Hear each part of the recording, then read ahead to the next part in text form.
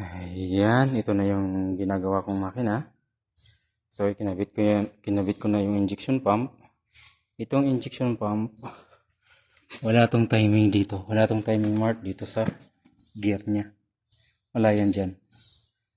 So, ito, naka-timing yan. Ayan.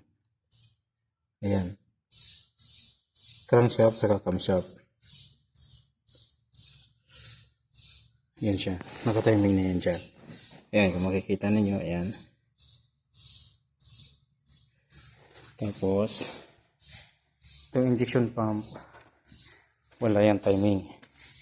Walang naka-indicate na timing dito sa gear niya. So, ito na yung sinasabi ko sa inyo, tinutusok dito sa may flywheel. So, ibig sabihin yan, nakauno yan. Ngayon, ito ang timing niyan dyan sa injection pump. Bubuksan nyo to. Ito. Numero 24. So, yan. Ito nakaano dyan. Kung itong gatla na to, ito, gatla na yan, ay mapapansin ninyo. Yan. Nakatusok yan dyan sa, ayan o. Sa may governor ng, ayan. Ayan yung mapapansin nyo. Nasa loob na yan. Ayan.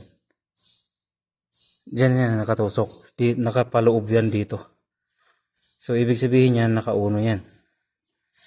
Nakauno ang injection pump.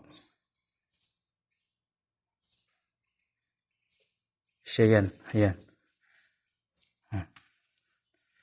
Ayan. Sakto lang yan dito.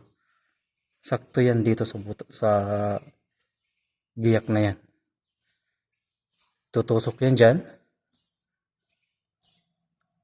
Kapag sumakto yan dyan, ibig sabihin nakauno yan. So pag ano yan,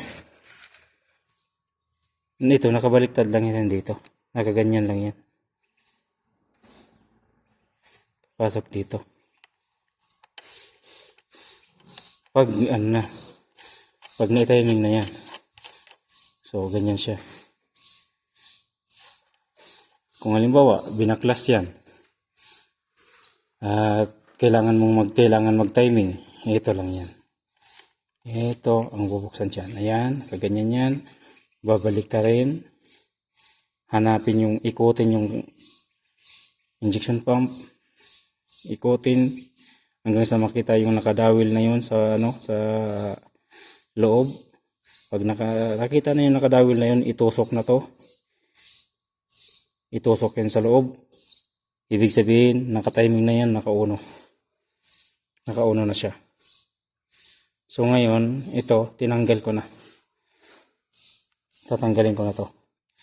Kaya, ganyan na yan, itsura niyan. Kasi, anuhin ko na to. Para kung kailangan ko mag-ikot, ikotin ko. Kasi panggat nakaganyan yan, hindi mo pwedeng ikotin. Tapos ito, tatanggalin ko na rin. Kasi maano na yan.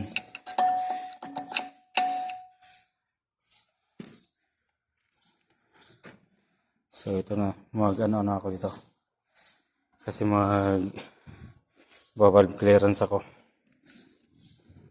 Tune up. Mag-tune up ako nito. Kaya tinatanggal ko na yan.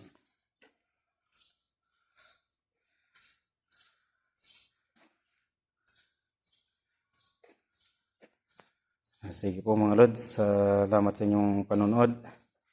Ingat kayo lagi, God bless.